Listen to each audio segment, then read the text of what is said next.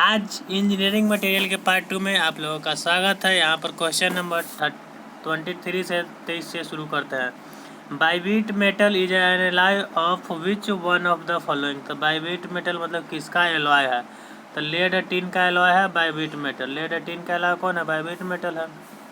Copper zinc को brass कहते हैं। कॉपर और प्लस जिंक जब रहता है तो उसे हम लोग ब्रास कहते हैं। क्या कहते हैं? ब्रास कहते हैं। ब्रास कहते हैं। कॉपर जिंक के एलॉय को ब्रास कहते हैं। इसी तरह से यहाँ पर लेड और टिन मिलकर बाइबिट मेटल बनता है। अब देखिए, विच ऑफ द फॉलोइंग है the highest value of specific stiffness. मतलब किसका सबसे ज़्यादा स्पेसिफिक स्टिफनेस होता है? स्टील का, एल्युमिनियम का, fibrous, glass, carbon fibre, composite. तो स्टील का जो होता है, स्टील का सबसे ज़्यादा highest specific value of the stiffness होता है। फिर कहा the process of formation of the new grain on the heating the metal is called. तो जो न्यू मेटल को जब गर्म करते हैं तो जो नए ग्रेन का फॉर्मेशन होता है उसे रीक्रिस्टलाइजेशन टेम्परेचर कहते हैं। क्या कहते हैं? रीक्रिस्टलाइजेशन टेम्परेचर कहते हैं। विच ऑफ द फॉलोइंग है the maximum ductility. Maximum ductility कौन है? तो माइल्ड स्टील जो है मैक्सिमम डक्टिलिटी होता है। मैक्सिमम डक्टिलिटी होता है। ब्रिटल मटेरियल यदि बोल देता है तो कास्ट एंड ब्रिटल मटेरियल होता है। कास्ट एंड क्या होता है? ब्रिटल मटेरियल होता है। या high speed steel 18% tungsten, 4% chromium और 1% वेनेडियम होता है। Question number next. कर the material having the same elastic property in the all direction. मतलब कि same elastic property in all direction होता है तो उसे क्या कहते हैं? आइसोट्रोपिक मटेरियल कहते हैं।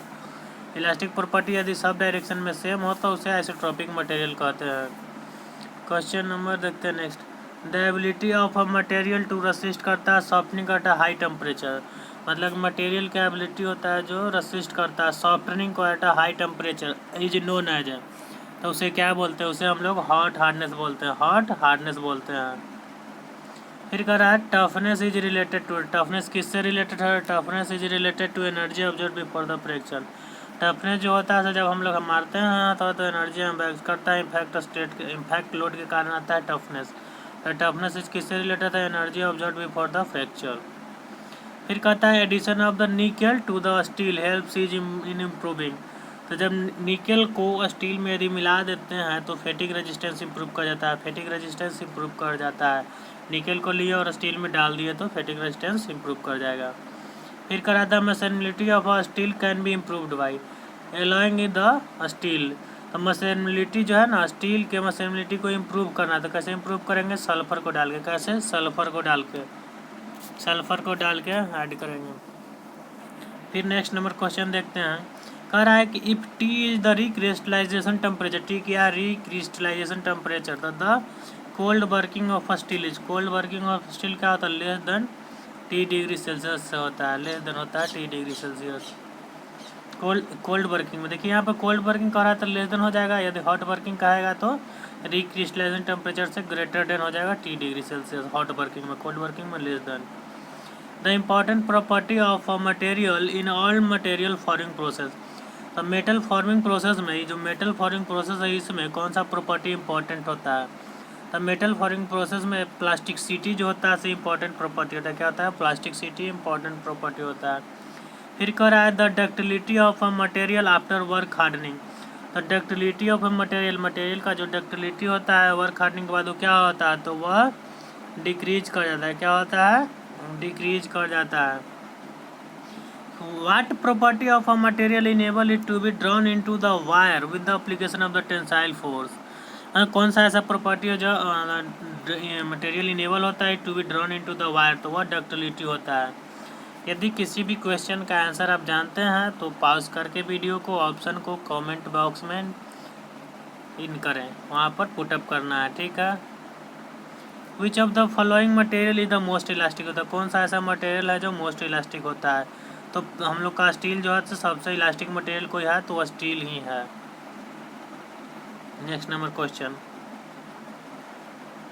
इन a tensile test of a specimen the ratio of the maximum load to the original cross section area of the test is called. तो हम जानते हैं कि मैक्सिमम लोड बटे ओरिजिनल क्रॉस सेक्शन एरिया को ultimate stress कहते हैं। क्या कहते हैं? अल्टीमेट स्ट्रेस कहते हैं। अल्टीमेट स्ट्रेस कहते हैं। अल्टीमेट स्ट्रेस मैक्सिमम लोड बटे ओरिजिनल क्रॉस सेक्शन एरिया। फिर करा stress concentration is cause by, तो स्ट्रेस कंसंट्रेशन किसके कारण होता है, तो abrupt change of cross section के कारण होता है। करा the thermoplastic material are those material, thermoplastic material are those material, the thermoplastic material में हम लोग जानते हैं कि do not become hard with the application of the heat and pressure and no chemical change ओकर होता है। थर्मोप्लास्टिक मटेरियल होता है उसमें ना तो हम लोग उसमें चेंज आता है, do not become hard, hard नहीं होता है application of the heat and pressure की मदद से, तो ऑप्शन बी सही है। फिर कह रहा है कि all material shall be called ideal plastic material ही, तो ऑल मटेरियल जितना ही मटेरियल उसे आइडियल प्लास्टिक मटेरियल कब कहेंगे, तो it does not strain harden, जब उसमें स्ट्रेन हार्डन नहीं होगा तो it does not strain harden होगा, तो उससे हम लोग क्या बोलेंगे, आइडियल प्लास्टिक मटेरियल बोलेंगे। फिर कह रहा है कि the resistance to a fatigue, the resistance to a fatigue of a material is measure, तो जैसे ही बोले कि फैटिक को मेजर करना है तो इंड्यूरेंस लिमिट मारना है, फैटिक का बात आया तो इंड्यूरेंस लिमिट ही मारना है।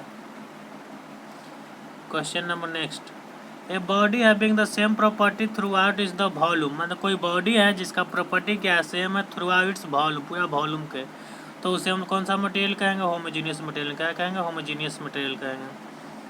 फिर कह रहा है कि which phenomena is not used in the property of the hardness, कौन सा ऐसा फेनोमेना है जिसका हम लोग यूज नहीं करते हैं प्रॉपर्टी ऑफ हार्डनेस के केस में, तो हार्डनेस के केस में नहीं यूज करते हैं, वह प्रॉपर्टी है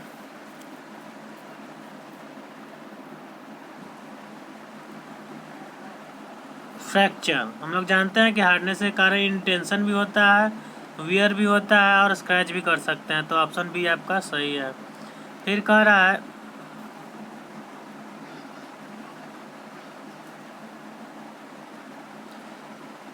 कि द डक्टिलिटी ट्रांजिशन टेम्परेचर, एक चीज़ में ध्यान रखना है, ductility transition temperature can be increased by, ductility transition temperature can be increase by lowing the combination of the material, ductility transition temperature को इंक्रीज करना है किसको ऐड करके, तो कार्बन एंड ऑक्सीजन को जब ऐड कर देते हैं तो डक्टिलिटी ट्रांजिशन टेम्परेचर हम लोगों का इंक्रीज कर जाता है, बी सी सही है। The property of a material which enable it to be the resist the fracture due to the high impact load, तो अभी हम बताया था कि हाई इम्पैक्ट लोड आएगा तो वो टफनेस हो जाता है, क्या हो जाता है, टफनेस हो जाता है। Which of the following material है द लोएस्ट रेसिस्टिविटी, मतलब कौन सा ऐसा मटेरियल है जिसका लोएस्ट रेसिस्टिविटी होता है, तो वह मटेरियल जो है सर सिल्वर, इसका लोएस्ट रेसिस्टिविटी होता है, सिल्वर का लोएस्ट रेसिस्टिविटी होता है। कह रहा high elastic modulus in the material arise करता है, हाई इलास्टिक मॉडुलस, यदि मटेरियल का हाई इलास्टिक मॉडुलस हो तो वह अराइज करता है। यह क्वेश्चन का आंसर आप कमेंट बॉक्स में करेंगे। क्वेश्चन नंबर 47 का इसका आंसर हम नेक्स्ट लेक्चर में बताएंगे। High elastic modulus in the material arise from, तो क्या अराइज करता है, high tensile strength of bond arise करता है कि वीक बॉन्ड अराइज करता है, कॉम्बिनेशन ऑफ बॉन्ड्स अराइज करता है। इसका क्वेश्चन का आंसर आप लोग कमेंट बॉक्स में पुट कीजिएगा। थैंक यू फॉर वाचिंग, मिलते हैं पार्ट 3 के साथ।